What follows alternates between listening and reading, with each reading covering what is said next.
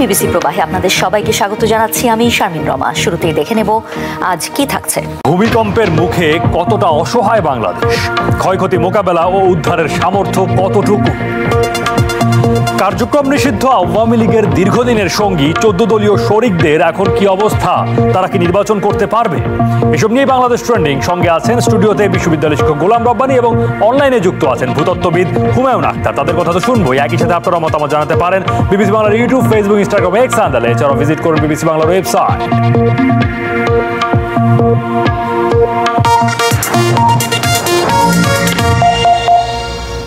বড় ধরনের ভূমিকম্পের ঝুঁকিতে আছে বাংলাদেশ, প্রায়ই শোনা যায় এমন কথা। সবচেয়ে শুক্রবারের ভূমিকম্পের পর আবারও আলোচনায় এসেছে বিষয়টি।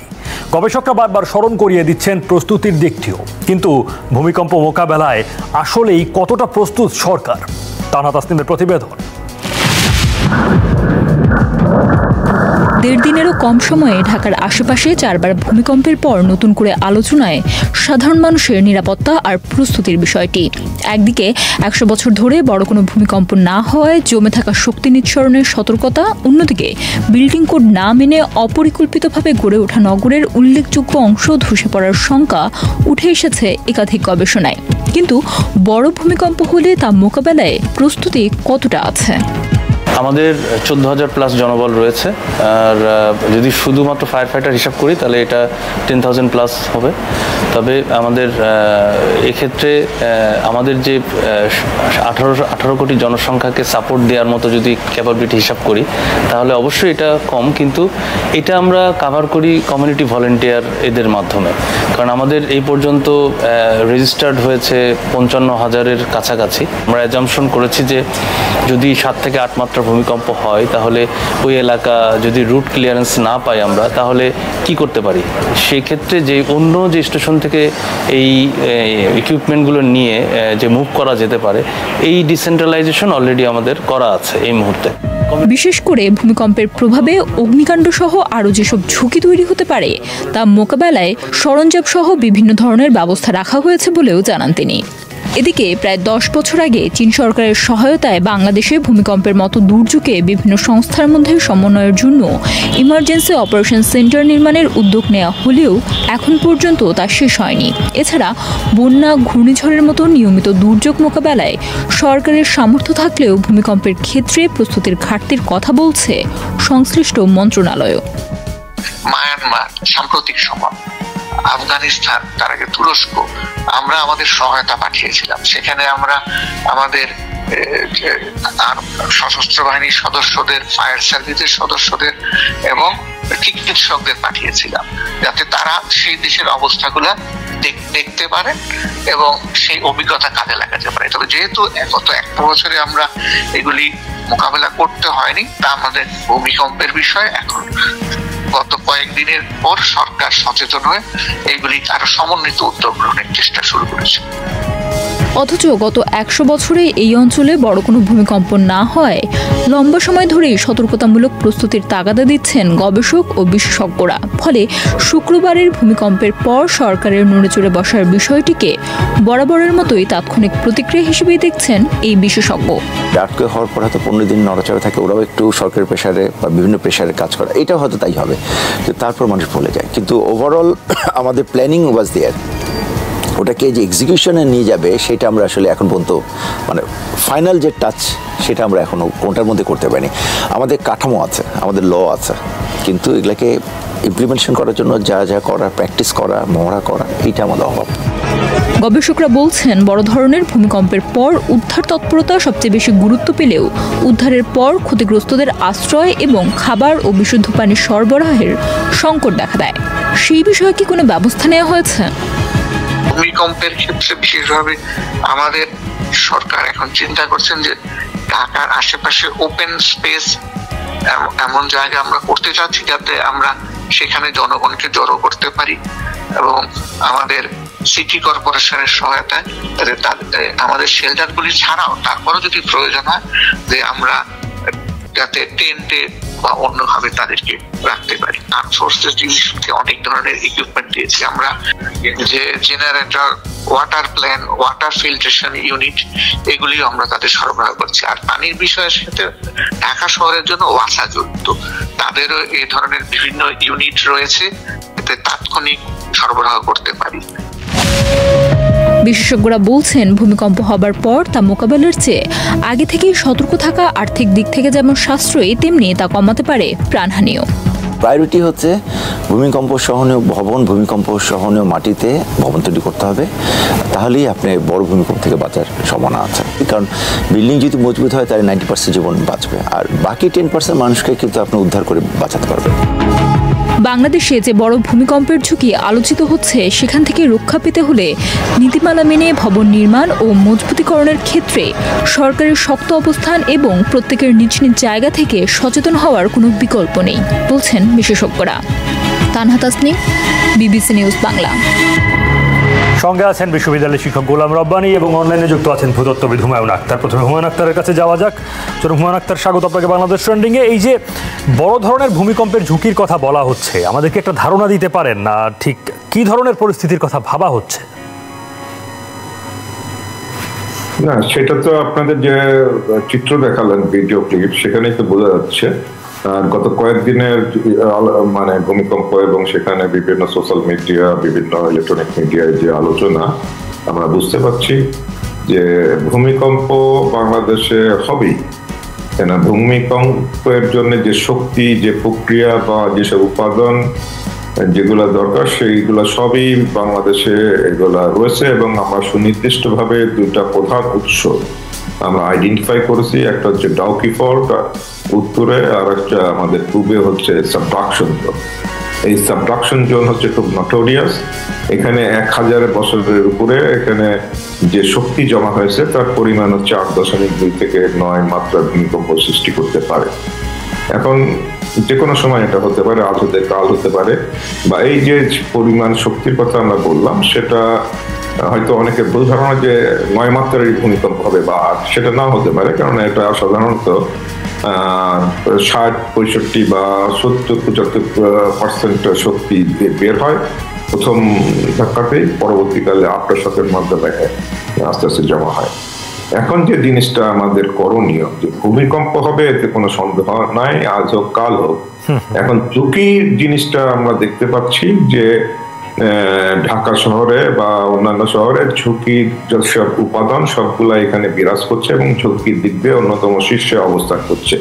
আমাদের দুটা প্রাইম জিনিস ঠিক করতে হবে।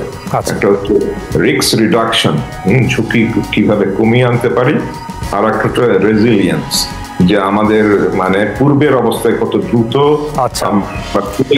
সক্ষমতা অর্জন করতে পারি, সেই লক্ষ্যে আমাদের কাজ করতে হবে। এবং ভূমিকম্প যেহেতু সচরাচর আমাদের এখানে হয় না, যার ফলে শুক্রবারের ভূমিকম্পের যে প্রচন্ড ঝাঁকুনি, তাতে সবাই আপনার আতঙ্কিত। সেইটা হওয়াটাই স্বাভাবিক, এবং এই আতঙ্ক হয়তো আরো অনেকের মধ্যে 3 থেকে 6 মাস বা আরো বেশি আর্থকুয়েক ফোবিয়া বিরাজ করবে। এখন আতঙ্ক যাতে না হয়, প্রশমিত করা যায়, সেই আমাদের ব্যবস্থা নিতে হবে। আপনি বলছেন কাজ করতে হবে দুটো জায়গায়। এখন বাংলাদেশের সক্ষমতার ক্ষেত্রে আমরা প্রতিবেদনে দেখলাম, ঠিক এই কাজগুলো করার ক্ষেত্রে বাংলাদেশ কোন জায়গায় অবস্থান করছে? আচ্ছা, এটা আসলে সিডিএমপি তখন 2008 থেকে কাজ শুরু করে, তখন থেকে আমরা কাজ করা শুরু করেছি। কিন্তু সেটা তো কন্টিনিউয়েশন থাকার কথা ছিল, চলমান থাকার কথা ছিল। যেটা যে কোনো প্রকল্প যখন নেওয়া হয়, ওই প্রকল্প পিরিয়ড বাজেট শেষ হলে ওখানে ওটা শেষ হয়ে যায়, তারপরে আর কোনো জিনিস থাকে না। যেরকম ফায়ার ব্রিগেডের যিনি বললেন যে তাদের সক্ষমতার কথা, তাদের ভলেন্টিয়ার সার্ভিস, যেটা প্ল্যান ছিল 65,000, সেখানে তারা 45,000 করেছে। যাদেরকে ট্রেন আপ করা হয়েছে আজ থেকে 15 বছর আগে, তারা তো এখন তাদের বয়স তো তার সাথে 15 বছর যোগ হয়েছে, তাদের তো এখন সেই সক্ষমতা নেই বয়স, এবং অনেকে সেই ট্রেনিং ভুলে গেছে, এটা চলমান প্রক্রিয়ার মধ্যে নেই। এখন আমি যে জিনিসটার উপর গুরুত্ব দিই, যে আমাদের নিয়মিত ড্রিল করা, যেটা সরকারের সেই পরিকল্পনার মধ্যে নেই। এখন যদি আমাদের আগের থেকে যদি ভূমিকম্পের বিষয়ে যদি আমাদের অনুশীলন থাকতো প্রতিনিয়ত, তাহলে শুক্রবারের এসে যে আতঙ্ক ছড়িয়েছিল, সেই এবং আতঙ্কতেই হয়তো বেশি মারা গেছে, সেই আতঙ্কটা বিরাজ করতো না। আমি জোর দিব হচ্ছে আপনার হচ্ছে আর্থকুয়েক ড্রিলের উপর, এবং তার আগে জনগণকে ভূমিকম্পের বিষয়ে সচেতনতা করা এবং আর্থকুয়েক হ্যাজার্ড গেম তৈরি করে সেখানে আর্থকুয়েকে ভূমিকম্পের আগে ব্যক্তি পর্যায়ে, পারিবারিক পর্যায়ে, প্রাতিষ্ঠানিক পর্যায়ে কি প্রস্তুতি থাকা দরকার এই বিষয়ে যদি আমরা, এবং ভূমিকম্পের সময় 2-1 কদমের মধ্যে যদি আমরা সেখানে নিরাপদ জায়গায় যেতে পারি, সেইগুলা যদি আমরা ওই ন্যাচারাল হ্যাজার্ড গেমে দেখাতে পারি, তাহলে খুব দ্রুত তারা শিখে যাবে। এবং যদি প্রোটোকল তার ব্যক্তি পর্যায়ে, সামাজিক পর্যায়ে তৈরি হয়ে থাকবে, অন্তত এক্ষেত্রে কি করতে হবে আরো কথা বলতে চাই হুমায়ুন আক্তার। আবার নিশ্চয়ই আপনার কাছে আসবো। গোলাম রব্বানির কাছে একটু যেতে চাই। জনাব গোলাম রব্বানি, দুর্যোগ মোকাবেলায় বাংলাদেশের সক্ষমতার বিষয়ে তো আমরা জেনেছি। এখন বাংলাদেশের যে আর্থসামাজিক বাস্তবতা, সেই বিবেচনায় সেই বাস্তবতার সাথে এই সক্ষমতা কতটা সঙ্গতিপূর্ণ বলে আপনার মনে হয়, এবং সেখানে সরকারের ভূমিকা, সরকারি সংস্থাগুলোর ভূমিকা? ধন্যবাদ আপনাকে। আমাদের এতদিন পর্যন্ত আমাদের যেই দুর্যোগ মোকাবেলার যে অভিজ্ঞতা, সেগুলো সাধারণত আপনার বন্যা এবং ঘূর্ণিঝড় কেন্দ্রিক, আপনি জানেন। ফলে এবং ঘূর্ণিঝড় মোকাবেলায় আইলা, সিডর ইত্যাদি ঘূর্ণিঝড় মোকাবেলায় কিন্তু আমরা বেশ সক্ষমতার পরিচয় দিয়েছি, এবং সেটা বহির্বিশ্বে কিন্তু স্বীকৃতিও পেয়েছে। কিন্তু ভূমিকম্পের মধ্য দিয়ে যে ধরনের দুর্যোগ আসবে, যে ধরনের বিপর্যয় আসতে পারে, সেই সংক্রান্ত অভিজ্ঞতা কিন্তু আমাদের নাই। বড় ধরনের ভূমিকম্প হয়েছে আপনারা জানেন ব্রিটিশ আমল সেই 18 শতকে, এবং সেই সময় কিন্তু এত আপনার হাই রাইজ বিল্ডিংও ছিল না। ফলে সেই সময়ের বাস্তবতা আর বর্তমান সময়ে যদি সেই মাত্রার কোনো ভূমিকম্প হয়, বাস্তবতা একেবারেই ভিন্ন। আপনাকে উদাহরণ হিসেবে বলা যদি সেটি আসলে ভূমিকম্পের কারণে হয়নি, কিন্তু বাংলাদেশে ঠিক 1 দশক আগে রানা প্লাজা নামে একটি ভবন ধসে পড়েছিল, এবং সেই একটি ভবনের উদ্ধার কাজ চালাতে দীর্ঘদিন সময় লেগেছে, প্রায় 10 দিন লেগেছে। এবং সেটা শুধু, এবং বাংলাদেশের সকল শক্তি এবং সকল মানুষ কিন্তু সেখানে মনোযোগ দিয়েছিল। এটা আমি আরও খুব কাছ থেকে দেখেছি, জাহাঙ্গীরনগর বিশ্ববিদ্যালয়ের কাছে এই ঘটনাটি ঘটেছে। ফলে একটি বিল্ডিং কলাপস করার ফলে যদি এমনটি হয়ে থাকে, তাহলে ঢাকা শহরে যদি ভূমিকম্পের মধ্যে দিয়ে শত শত হাজার হাজার বিল্ডিং যদি কলাপস করে, তখন কী ধরনের পরিস্থিতি বিরাজ করবে সেটা আমরা সহজেই অনুমান করতে পারি। আমি আপনাকে একটু ওই দিনকার অভিজ্ঞতায় বলি। আমি সেদিন কোনো একটি বিশ্ববিদ্যালয়ের 10 তলায় 10th ফ্লোরে আমি ক্লাসে ছিলাম। তারপর যখন এই ঝাঁকুনিটা আসলো, সেই সময় এবং তার পরবর্তী সময় দেখলাম যে আমাদের কোনো প্রটোকল আমরা মানছি না। আমি দেখলাম যে সেই বিল্ডিংয়ে ভূমিকম্প হওয়ার হয়তো আধা ঘন্টার মধ্যে লিফটগুলো চালু হয়ে গেল। এই যে ভূমিকম্প পরবর্তী আমাদের কী প্রটোকল থাকা উচিত, এবং আমি যখন ওই সময় একটু স্কেয়ার্ড হয়ে গেলাম, তখন আমি খুঁজছিলাম যে সেখানে রুমের মাঝে আমরা সাধারণত যেটা জানি কোথাও মাথা লুকানো কোনো টেবিলের নিচনে, সেই ধরনের কোনো অ্যারেঞ্জমেন্ট কিন্তু আমাদের নাই। এখন ভূমিকম্প যেহেতু আমাদের একদম ঘাড়ের উপর এসেছে, অথবা আমরাই ভূমিকম্পের ঘাড়ের উপরে বসবাস করছি, ব্যক্তিগত বা প্রাতিষ্ঠানিকভাবে সংবেদনশীলতা আমাদেরকে সেই প্রস্তুতিগুলো নিতে হবে। এখন ট্রেন্ডিং আজকে জানার চেষ্টা করছি বাংলাদেশের ভূমিকম্পের মুখে বাংলাদেশের সক্ষমতা এবং ক্ষয়ক্ষতি মোকাবেলা, উদ্ধার তৎপরতার ক্ষেত্রে সামর্থ্যের প্রশ্নটা। আমাদের সঙ্গে রয়েছেন ভূতত্ত্ববিদ হুমায়ুন আক্তার, অনলাইনে যুক্ত আছেন তিনি। হুমায়ুন আক্তার, আগেরও একটা অংশে আপনি বলছিলেন যে ড্রিল করার কথা, এগুলো নিয়ে চর্চা করার কথা। ফলে এই উদ্যোগগুলো আসলে আপনি কার তরফে বা কোন সংস্থা বা কোন দিক থেকে আসলে নেওয়া উচিত বলে আপনি মনে করেন, বা কিভাবে সামগ্রিকভাবে আসলে এটা করা সম্ভব? না, এটা তো আপনার হচ্ছে, আমি বলছি যে আপনার এই ভূমিকম্পর যে আপনার প্রস্তুতি, বা এটা 3টা ধাপ। একটা হচ্ছে আপনার আশু, যেটা করণীয়, এবং মধ্যম পর্যায়ের, এবং আপনার হচ্ছে দীর্ঘমেয়াদী পরিকল্পনা, তাই না? আমি জোর দিচ্ছি যে প্রাথমিক যেটা, এখানে দুর্যোগ যে আপনার এবং ত্রাণ যে মন্ত্রণালয় রয়েছে, এটা হচ্ছে দায়িত্ব তাদের, তারা কাজও করে যাচ্ছে।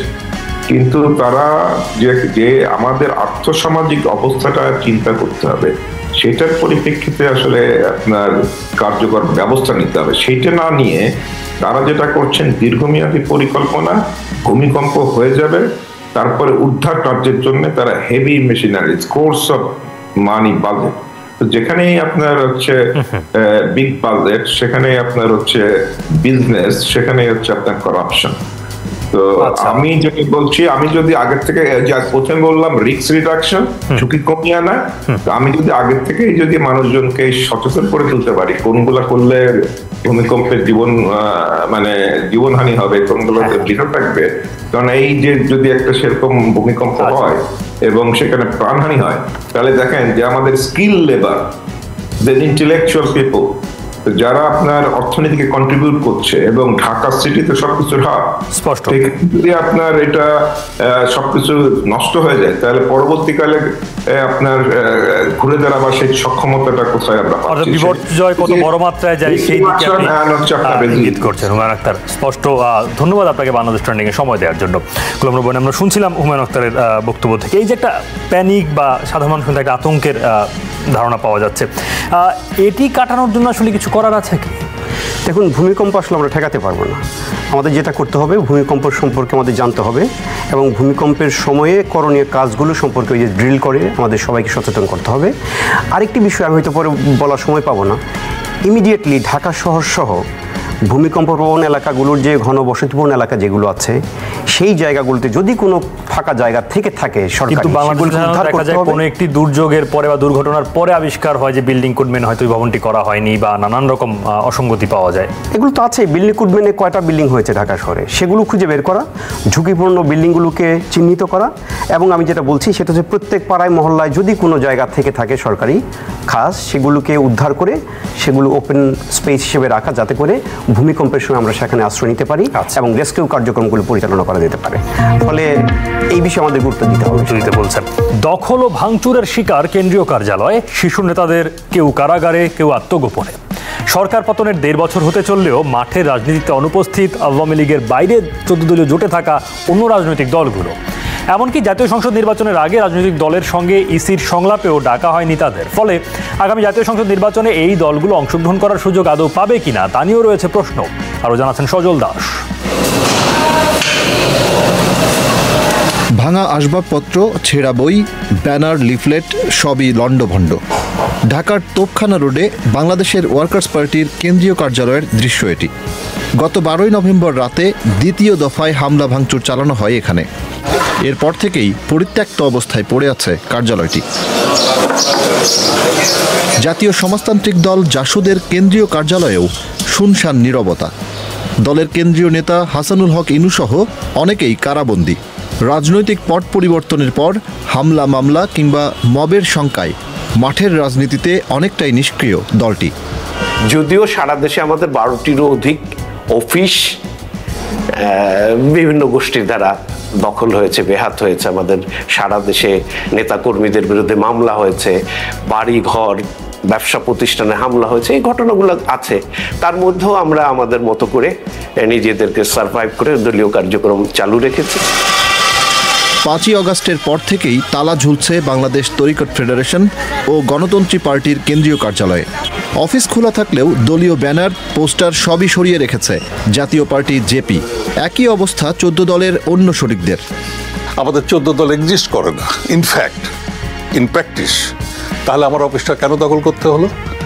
ইভেন তো আমরা তো এই গভর্নমেন্টের বিরুদ্ধে কোনো রাজপথে কোনো মিছিল মিটিংয়েও যাইনি। দখলটা করলো কে? ওই স্টেক হোল্ডার নামধারী।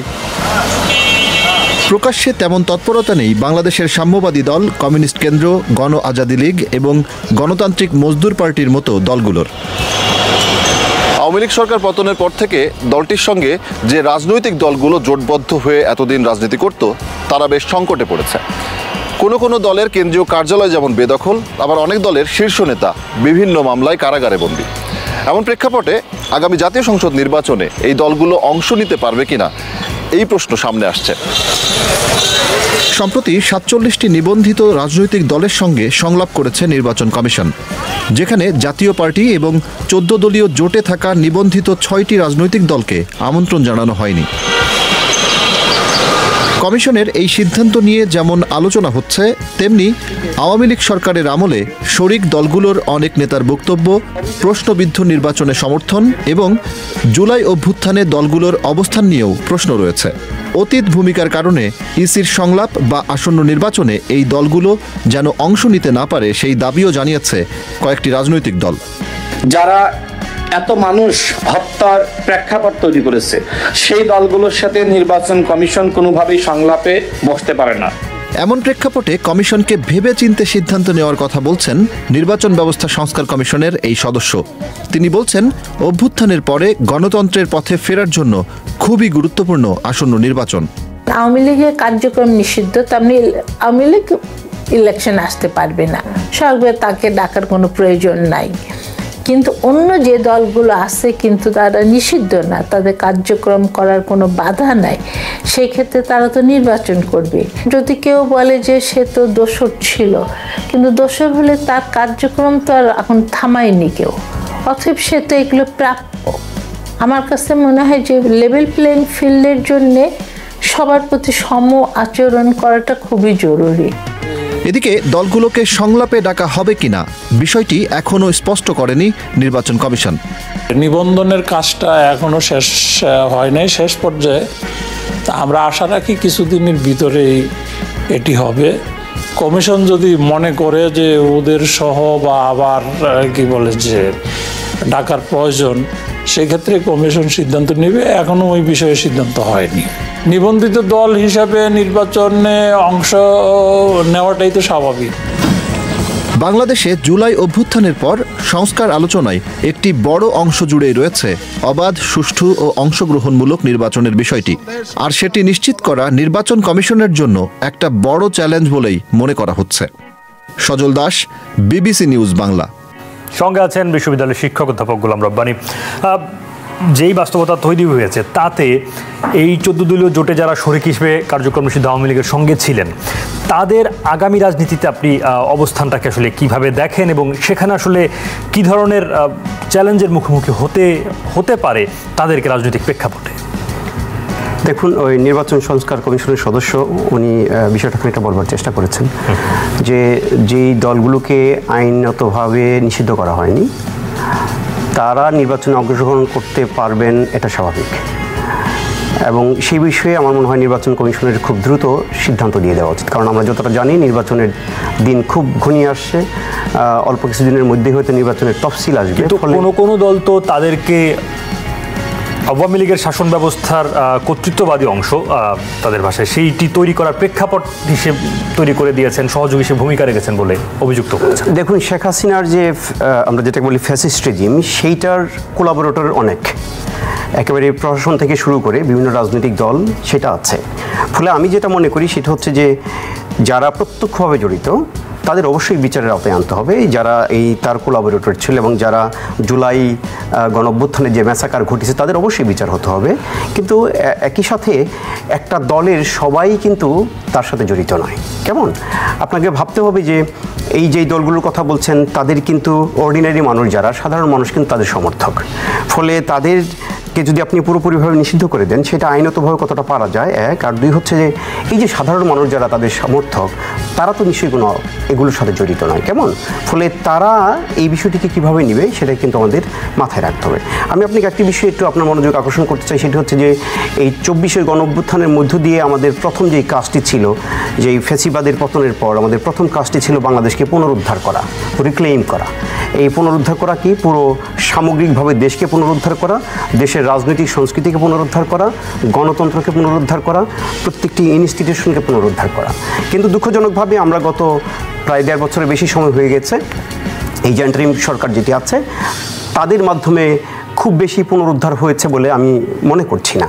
ফলে আপনি কি বলতে চাইছেন যে বিভাজন রয়ে গেছে, এখন বিভাজন রয়ে গেছে, নতুন করে বিভাজন তৈরি করা হচ্ছে এবং মবক্রেসি এখনো পর্যন্ত চলছে। এই যে যেই অফিসগুলোতে ভাঙচুর করা হয়েছে এগুলো কিন্তু মবক্রেসি হয়েছে। আপনারা কেন, যদি তাদের বিরুদ্ধে সুনির্দিষ্ট অভিযোগ থেকে থাকে, দেশের রাষ্ট্র, দেশের আইন শৃঙ্খলা বাহিনী, আইন সবই তো আছে, তাহলে আপনারা তাদের বিরুদ্ধে ব্যবস্থা নিচ্ছেন না কেন? মবক্রেসি থেকে বাংলাদেশ যদি বের হতে না পারে তাহলে বাংলাদেশের ভবিষ্যৎ ভালো, এটা মনে করার কোনো কারণ নেই। এখনো পর্যন্ত এই সরকার কিন্তু মবক্রেসিকে সমর্থন দিয়ে যাচ্ছে, যেটার আমি প্রতিবাদ করি। আপনি যদি ইনক্লুসিভ একটা রাজনীতি শুরু করতে চান, আপনি যদি সকলের কাছে, দেশের অভ্যন্তরে সাধারণ মানুষের কাছে এবং আন্তর্জাতিকভাবে গ্রহণযোগ্য একটি নির্বাচন করতে চান, তাহলে লেভেল প্লেইং ফিল্ডের কথা বলা হচ্ছে এবং যেই দলগুলোর বিরুদ্ধে সুস্পষ্ট কোনো অভিযোগ নাই তাদেরকে মবক্রেসির মাধ্যমে নির্বাচন থেকে দূরে রাখলে নির্বাচনটি প্রশ্নবিদ্ধ হবে। কাশ্মীর ইস্যুতে গত মে মাসেই রক্তক্ষয়ী যুদ্ধ করেছে ভারত পাকিস্তান। 4 দিনের সেই যুদ্ধ থামলেও কথার লড়াই থামেনি। চাপা সেই আগুনে এবার নতুন করে ঘি ঢেলেছেন ভারতের প্রতিরক্ষা মন্ত্রী রাজনাথ সিং। পাকিস্তানের সিন্ধু প্রদেশকে নিয়ে তার করা এক বিতর্কিত মন্তব্যে এখন ফের উত্তপ্ত দিল্লি ইসলামাবাদ। 2 পারমাণবিক শক্তিধর দেশের মধ্যে শুরু হয়েছে বাগযুদ্ধ। রাজনাথ সিং এর বক্তব্যের তীব্র নিন্দা জানিয়েছে পাকিস্তান। 1947 সালের দেশভাগের সময়ে পাকিস্তানের অংশ হয় সিন্ধু প্রদেশ। অঞ্চলটিতে বসবাসরত সিন্ধি নামে পরিচিত বেশিরভাগ হিন্দু তখন ভারতে চলে আসে। এ নিয়ে রয়ে যায় বিরোধ। মাঝে মাঝেই এই অসন্তোষ উত্তাপ ছড়ায় দুদেশের রাজনীতিতে। এই যেমন এবার রাজনাথ সিং এর দেওয়া এক ভাষণকে কেন্দ্র করে ফের উষ্ণ দুদেশের সম্পর্ক।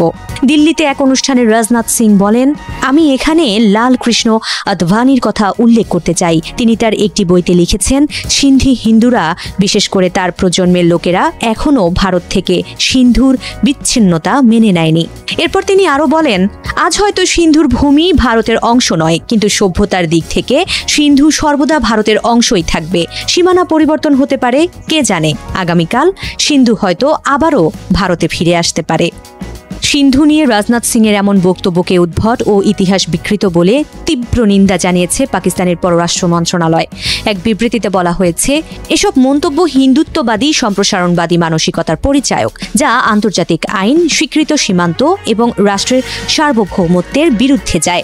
আমাদের আহ্বান, রাজনাথ সিংহ ও অন্যান্য ভারতীয় নেতারা যেন এমন উস্কানিমূলক বক্তব্য থেকে বিরত থাকেন, যা আঞ্চলিক শান্তি ও স্থিতিশীলতা নষ্ট করতে পারে।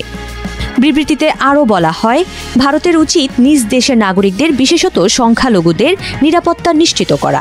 যারা সংখ্যালঘুদের বিরুদ্ধে সহিংসতা উস্কে দেয় বা ঘটায়, তাদের জবাবদিহির আওতায় আনা, ধর্মভিত্তিক বৈষম্য ও ইতিহাস বিকৃতির মতো সমস্যা সমাধান করা উচিত। সেই সঙ্গে উত্তর পূর্ব ভারতের নাগরিকদের পরিচয় ভিত্তিক নিপীড়ন ও কাশ্মীরি ইস্যু নিয়েও নয়াদিল্লিকে খোঁচা দেয় ইসলামাবাদ। এর আগে কাশ্মীরে পর্যটকদের উপর হামলার ঘটনায় মে মাসে 4 দিনের রক্তক্ষয়ী যুদ্ধে জড়ায় ভারত পাকিস্তান। যুদ্ধে দুই দেশেই যুদ্ধবিমান, ক্ষেপণাস্ত্র, আর্টিলারি ও ড্রোন ব্যবহার করা হয়। প্রাণ হারায় ডজন খানেক মানুষ। পাকিস্তান দাবি করে ভারতের 6টি যুদ্ধবিমান ভূপাতিত করার। বিপরীতে ভারত প্রথমে অস্বীকার করলেও পরে কিছু বিমান হারানোর কথা স্বীকার করে। 4 দিনের সেই যুদ্ধ থামলেও উত্তেজনা থেমে নেই। দুই দেশের সামরিক ও রাজনৈতিক নেতারা পরস্পরকে লক্ষ্য করে একের পর এক বক্তব্য দিয়েই যাচ্ছেন। অক্টোবরের শুরুর দিকে পাকিস্তানের সেনাবাহিনী হুঁশিয়ারি দেয়, ভারতের সঙ্গে ভবিষ্যতে কোনো সংঘর্ষ হলে তা ভয়াবহ ধ্বংস ডেকে আনতে পারে। জবাবে ভারতের সেনাপ্রধান জেনারেল উপেন্দ্র দ্বিবেদী পাল্টা হুঁশিয়ারি দিয়ে বলেন, পাকিস্তান যদি মানচিত্রে টিকে থাকতে চায়, তবে রাষ্ট্রীয় পৃষ্ঠপোষকতায় সন্ত্রাসবাদ বন্ধ করতে হবে। ভারতের বিমান বাহিনী প্রধান অমরপ্রীত সিংহ দাবি করেন, মে মাসের সংঘর্ষে ভারত পাকিস্তানের F-16 ও JF-17 শ্রেণীর 5টি যুদ্ধ বিমান ভূপাতিত করেছে। আর রাজনাথ সিং জানান, আমাদের সেনাদের হাতে অস্ত্র আছে, মনোবল উঁচু। কোনো চ্যালেঞ্জ আমাদের সামনে দাঁড়াতে পারবে না, সন্ত্রাসবাদ হোক বা অন্য সমস্যা, আমরা সবকিছুর মোকাবিলা করতে সক্ষম। পশ্চিম প্রশান্ত মহাসাগরের ওশেনিয়ার মাইক্রোনেশিয়া উপ অঞ্চলের একটি দ্বীপ রাষ্ট্র পালাও। আয়তন মাত্র 458 বর্গ কিলোমিটার, জনসংখ্যা 20,000-এরও কম। কিন্তু এই ছোট দেশটি এখন ভূ রাজনীতির গুরুত্বপূর্ণ হাতিয়ার। চীন, যুক্তরাষ্ট্র ও তাইওয়ানের ত্রিমুখী প্রতিযোগিতা নাড়িয়ে দিচ্ছে এই ছোট দ্বীপ রাষ্ট্রটিকে। কিভাবে ভূ রাজনীতিতে দাবার গুটি হয়ে উঠল পালাও? দ্বীপরাষ্ট্র পালাওয়ের অর্থনীতি মূলত দাঁড়িয়ে আছে পর্যটন শিল্পের ওপর। পর্যটন নির্ভর দেশটিতে ভ্রমণ করা পর্যটকের বড় অংশের যোগান দেয় চীন। 2015 থেকে 2017 সাল পর্যন্ত পালাওয়ে ঘুরতে আসা পর্যটকদের অর্ধেকই ছিল চীনা নাগরিক, যাদের ঘিরে হোটেল রেস্তোরাঁগুলোতে ভিড় ছিল চোখে পড়ার মতো। অথচ এখন সেই চিত্র একেবারেই ভিন্ন। তাইওয়ানকে স্বীকৃতি দেওয়ার জেরে 2017 সালে পালাওয়ের জন্য প্যাকেজ বিক্রি বন্ধের নির্দেশ দেয় বেইজিং। ধস নামে পালাওয়ের পর্যটন শিল্পে। জানিয়ে দেশটির কর্মকর্তারা বলছেন, চীন চাপ সৃষ্টি করে তাইওয়ানের সঙ্গে পালাওয়ের সম্পর্ক ছিন্ন করতে চাইছে, অর্থাৎ পর্যটনকে রাজনৈতিক হাতিয়ার হিসেবে কাজে লাগাচ্ছে চীন। যদিও বেইজিং এর ভাষ্য, পর্যটনকে কখনোই রাজনৈতিক অস্ত্র হিসেবে ব্যবহার করে না তারা। এক চীন নীতিতে বিশ্বাসী শি জিনপিং সরকার সবসময়ই তাইওয়ানকে নিজেদের অংশ বলে দাবি করে এসেছে, যে কারণে তাইওয়ানকে স্বীকৃতি দেওয়া কখনোই সহজভাবে নেয়নি চীন। অথচ সেই তাইওয়ানকেই স্বীকৃতি দিয়েছে পালাও। স্বীকৃতি দেওয়ার পেছনে পালাওয়ের কর্মকর্তাদের যুক্তি, স্বাধীনতার পর থেকেই তাদের কৃষি, চিকিৎসা, ছোট ব্যবসা, শিক্ষা সহ সবকিছুতেই সহযোগিতা করে এসেছে তাইওয়ান। তাইওয়ান তাদের বিশ্বাসযোগ্য অংশীদার ও বন্ধু, যে সম্পর্ক আজীবন অটুট থাকবে। পালাওয়ের এই তাইওয়ান প্রীতি মানতে পারছে না বেইজিং, জানিয়ে পালাওয়ের প্রেসিডেন্ট সুরাঙ্গেল হুইপস জুনিয়রের দাবি, পালাও তাইওয়ানকে ছেড়ে আসলে চীন 10 লাখ পর্যটক পাঠানোর প্রস্তাব দিয়েছিল, কিন্তু তিনি সেই প্রস্তাব প্রত্যাখ্যান করেছেন, যার জেরে 2024 সালে চীন পালাও ভ্রমণে সতর্কতা জারি করেছে। জানিয়ে হুইপসের ভাষ্য, চীন যদি পর্যটককে অস্ত্র হিসেবে কাজে লাগায় তবে তাদের উপর নির্ভর না করাই উচিত। অন্যদিকে চীন বলছে নাগরিকদের নিরাপত্তার স্বার্থেই এই সতর্কতা জারি করেছে তারা।